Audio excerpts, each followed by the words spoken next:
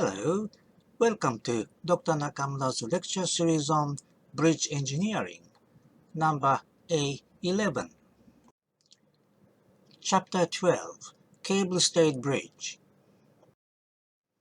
This is the Yokohama Bay Bridge, the main span length 460 meters, built in 1989 Japan. It's a typical modern cable-stayed bridge. The cable-stayed bridge is not only structurally rational, but look nice. The cable-stayed bridge has merits such as 1. Variety of cable arrangements and tower shapes widens the freedom of design. 2. Applicable span length is about up to 1100 meters. 3. Cable pre-stressing can control girder stresses, which enables economical design. 4. Construction is not too difficult using the cantilever erection method. 5. Aesthetic is superb. On the other hand, the cable-stayed bridge has difficult points or demerits such as 1. As the girder is flexible, aerodynamic stability and seismic safety must be secured. 2. Non-linear analysis should be considered to evaluate the ultimate and buckling strength. 3. Cables may have fatigue and corrosion problems. 4. Quality control is essential for cable, girder, and tower configuration and construction. I will show some of the cable-stayed bridges. This is the Toda Park Bridge, a pedestrian cable-stayed bridge, main span length of 140 meters. I was engaged in the design and construction. The bridge suffered the lateral vibration induced by pedestrians, but we successfully suppressed by tuned liquid dampers. This is the Tatara Bridge, the main span length of 890 meters. It's the longest cable-stayed bridge in Japan. This is the Sutton Bridge in China. The main span length is 1088 meters.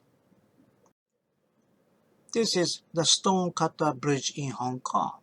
The main span length is 1018 meters. This is a beautiful bridge with single pylon. This is the Ruski Bridge in Russia. The main span length 1,104 meters. Currently the world's longest cable-stayed bridge. This is the Albert Bridge in London. It's known as the first cable-stayed bridge in the world. This is also one of the early cable-stayed bridges, the Kavanagh Bridge in Singapore. The steel members were fabricated in UK and transported and assembled at the site. This is an interesting bridge, the Millau Bridge in France. It's a multi-span cable-stayed bridge with 7 towers in the 8 continuous girder. This is the Erasmus Bridge in Amsterdam. It's the Center Bridge, Tokyo. Both bridges have an interesting tower shape. This shows the Normandy Bridge, France, under construction. You can see the cantilever erection procedure. This is the extra-dosed bridge, PC bridge. The stay cables have shallower angles compared with the usual cable-stayed bridge. This is the Queen's Ferry Bridge in UK, completed in 2017. The stay cables are overlapped at the mid-center of the span. This shows 3 historical bridges in Scotland. From the far side, the fourth railway bridge, a truss bridge constructed in 1890, the fourth road bridge, a suspension bridge built in 1964, and the Queens Ferry Bridge, a cable-stayed bridge. I proposed and studied a new type of cable-stayed bridge using concrete-filled steel pipes, CFT, as the girder. Steel pipes are economical and have good resistance against the axial compression and bending when concrete is filled inside. It is suitable for the girder of the cable-stayed bridge. This pipe girder has also good aerodynamic resistance, which was confirmed by the wind tunnel tests with the three attack angles. You can see the torsional vibration becomes very large, which shows the flutter. It was found that the critical flutter speed is over 80 meters per second for the pipe girder bridge with a span length of 500 meters.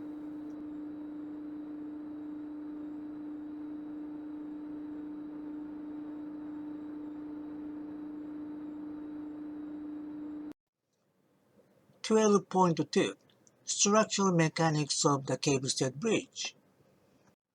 The cable-stayed bridge consists of the girder, stay cables, and the tower as shown here. When the design load is applied, the girder deflects like this. The girder is lifted by the stay cables both in the side and the center spans. This shows the bending moment diagram of the girder.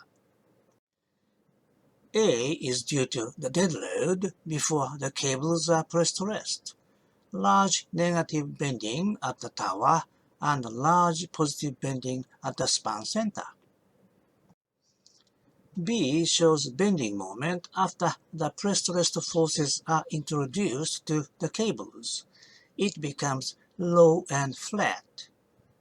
C shows the maximum and minimum bending moment diagram due to the dead load plus cable pressed resting plus live loads.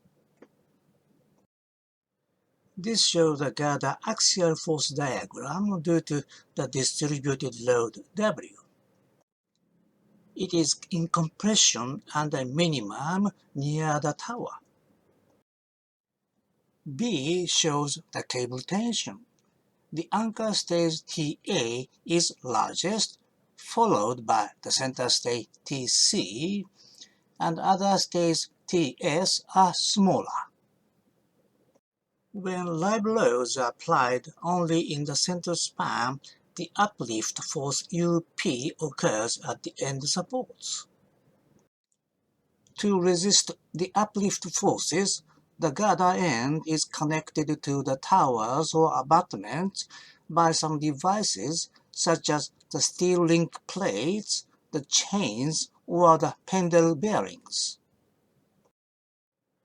Another useful measure is to adopt the hybrid girders of steel and concrete.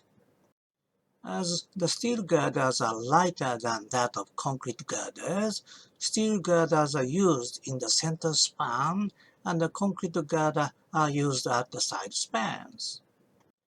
This hybrid girder improves the balance of the applied load and reduces the uplift. This is an example of the hybrid girder of the Ikuchi Bridge in Japan. That's all for this lecture. See you next lecture.